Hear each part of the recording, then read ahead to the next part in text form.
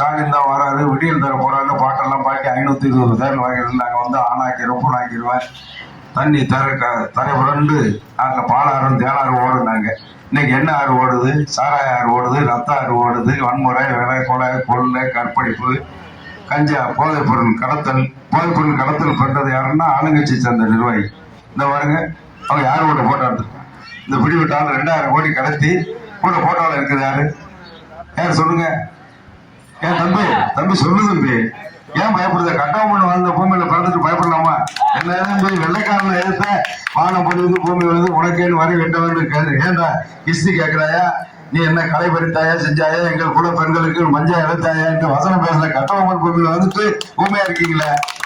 நீங்க என்ன சொல்ற? நம்ம இன்னைக்கு யாரு நம்ம இல்லாத காட்டலையே, இல்லாத ஒண்ணும் காட்டல. யாரு? ஸ்டாலினும் உதயநிதி ஸ்டாலினும் இன்னும் நம்ம அக்கா கனிமொழி எல்லாரோடையும் போட்டோ எடுத்துருக்காரு. இவர் போதைப் பொருள் கடத்திருக்காரு. இன்னொரு மந்திரி மது விலக்குல தவறான அரசு கஜானாவுக்கு போக வேண்டிய பணத்தை பூரா தவறான வழியில திருப்பி அவங்க குடும்பத்துக்கு 30,000 கோடி ரூபாய் கொள்ளையடிச்சு கொடுத்துட்டு அந்த ஜெயில கிடக்கான். இந்த குடும்பம் சுகமா இருக்காங்க, அவன் ஜெயில இருக்கான். வேணும் கூட நட்பு கேடாய முடியும். அதே செந்தில் பாலாஜி அண்ணன் செல்லப்பாண்டிய மந்திரி ஆகும்போது அமைச்சர்களை டிரான்ஸ்போர்ட் போக்குவரத்து அமைச்சர் அம்மா அவரை கெத்த வச்சிருந்தாங்க. இவங்களை நம்பி போனா ஜெயிலுக்கு தான் போகணும். திமுக நம்பி போனா ஜெயிலுக்கு தான் போகணுங்கிறது உதாரணம் செந்தில் பாலாஜி.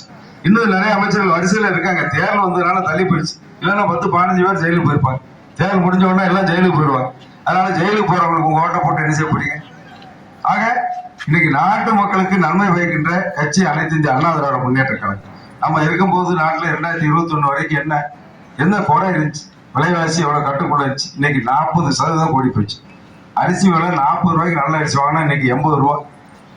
உதாரணத்துக்கு ஒரு பானை சோற்றுக்கு ஒரு சோறு பதங்கிறதுக்கு அரிசி விலை மட்டும் சொல்றேன். எல்லா விலையும் பலசரக்குல இருந்து மளிகை சாமான்ல இருந்து காய்கறியில இருந்து எல்லா சாமானும் 40% கூடி போயிடுச்சு. கரண்ட் புள்ளி ஏற்றிட்டாங்க. நீங்க வந்து கேட்கணுமா வேண்டாமா? வெள்ள நிவாரணத்துல அங்க 6000 கொடுத்து எங்களுக்கு 1000 கொடுத்தீங்க. மகளிர் உரிமை தொகை எல்லாருக்கும் தாரன்ட்டு எங்களை தகுதி பார்த்து சொல்றீங்களே. எங்க பெண்கள்ல என்னமா தகுதி இருக்கு எங்களுக்கு தெரியல. பெண்கள் நாட்டின் கண்கள்னு அன்னைக்கே சொல்லியிருக்காங்க. எல்லா பெண்களும் ஒண்ணு தானே. குடும்பத்துக்கு அவங்க தானே தலைவி. சூரியன் வச்சுக்கிட்டாங்க. திமுகவுக்கு அடிச்சு விரட்டி வேட்டுக்கிட்ட போறது இந்த 1000 ரூபாய் மகளிர் உரிமை தொகை திட்டம் தான். கிடைக்காத கூட நொத்து கொந்தளிச்சு போயிருக்காங்க. எல்லா ஊர்லயும் மந்திரிகளையும் விரட்டுறாங்க. கனிமொழி அக்கா செய்யணுமா வேண்டாமா? சாதாரண அக்காவா கனிமொழி? சாதாரண எம்பியா? மத்த எம்பி மாதிரியா? முதலமைச்சர் குடும்பத்தை சேர்ந்தவங்க.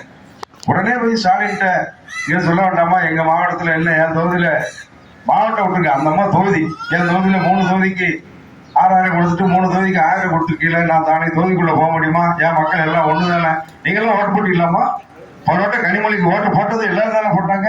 அப்ப எல்லாருக்கும் சமமா நடக்கணுமா வேண்டாமா?